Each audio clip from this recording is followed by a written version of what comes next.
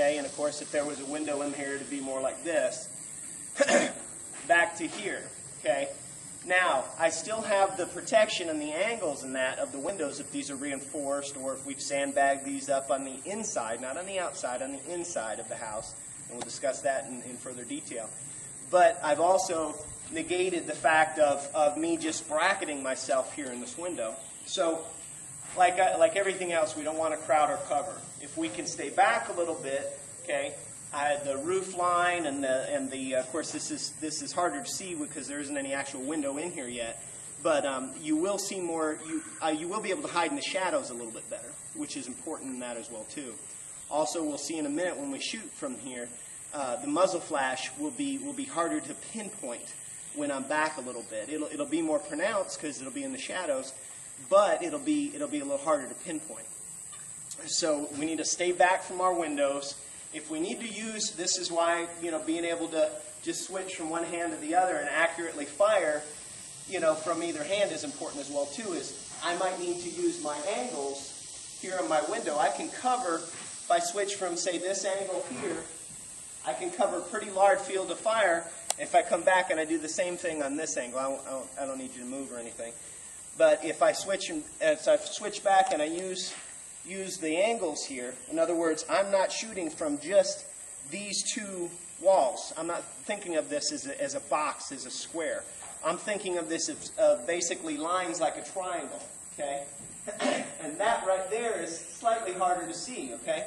It's kind of like the video we have on there on the regular YouTube part, clipping the chicken wing, okay? If we use the angles there, as far as for our CQB use, it's going to be more beneficial. We'll be able to see more. It'll open up our field of fire, and it'll make it harder to hit us, most especially if we have some real ballistic protection in our walls or if we've built up with sandbags, and things like that.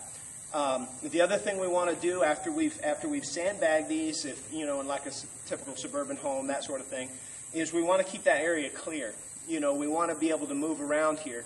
If, there's 50 buckets of rice or something right behind me, and I'm stumbling over them when I'm moving, it kind of negates what I'm doing in that as well too. So we want to keep the areas around our firing positions as free of clutter in that as we possibly can. Now that doesn't mean you can't necessarily stack a couple extra magazines there, things like that. You should do that because the problem might not come with you, wearing all your cool daddy fighting gear and stuff like that. It might be, 2 in the morning, you roll out of bed after being on guard all day, and your rifle's right by your bed. You grab that, and, you go to a position in the house where you can put fire down range. You get there, and you go, oh, my God, I forgot my magazines. I forgot my fighting load. Well, you have, several magazines. Another reason everybody carries the same weapon, in your group or in your family, so you're not fumbling around trying to put an AR magazine into an AK in the middle of the night, or your spouse or somebody who isn't familiar with the weapon is trying to do something silly like that. So learn to get back a little bit from the windows, okay, and we can build little barriers or spots to shoot from. I don't know if you can see this or not, okay, but just me dropping back a little bit, going to a knee, all right, this is where some of our positional shooting stuff will become handy. You don't have to sit here and do like modified prone or Spetsnaz prone or something like that whole time. If you're not in good shape, it's really hard on the body, But you could build your own little position here, and we'll come inside here in a second and show that with a little bit more ballistic protection, maybe a shooting rest. But you don't want to. This is what you want to avoid, because again, your rifle's sticking out the window. You're right here. You're framed in the window. That sort of thing. Where are we at on time? 12. 12, okay. Let's go ahead and do a shooting demonstration from this right away, and then we'll come back. What we're going to do is we're going to set the camera on a tripod at a distance, and we're going to shoot that direction. We're going to shoot 2 different times. One time I'm going to be just doing your standard movie house.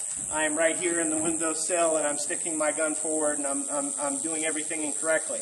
And then the second time I'll shoot to that same position, but I'll shoot back from inside the house a little bit. You'll get to see the difference and think of it as you are the attacker. What can you see? What can you have shot? And what couldn't you have shot? So let's go ahead and pause and we'll do that.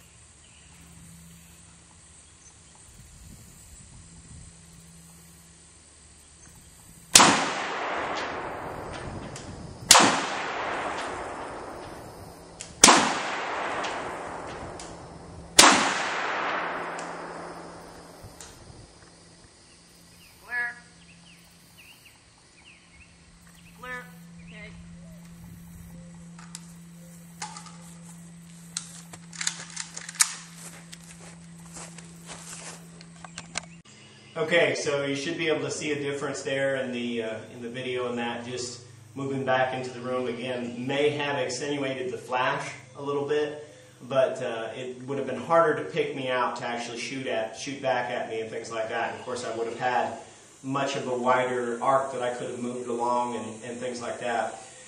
What I was talking about, and we'll wrap it up here because we're about over time anyway, is building an improvised rest. You can see this is just a little bit back from the window, things like that. And this isn't our home and it's under construction, so we don't really have a lot to work with. But something even like a couple of blocks, not necessarily for the ballistic protection, but for the fact that once an attack starts, you may be there for a while watching your sector of fire or something like that, to be able to take a little bit of a rest. And I'm still watching, my gun's kind of ready, but I'm not, sitting here holding this position for a long period of time.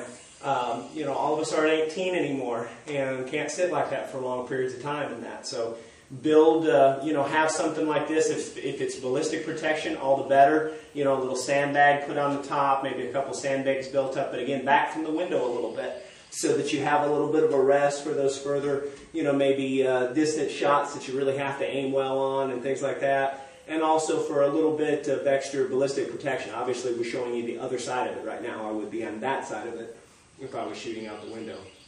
But, keep them low, things like that. A lot of people don't spend a lot of time shooting from a kneeling type position or from lower platforms. This is one of the best things that you'll need it for, is being able to shoot from a lower position, looking out your windows and things like that.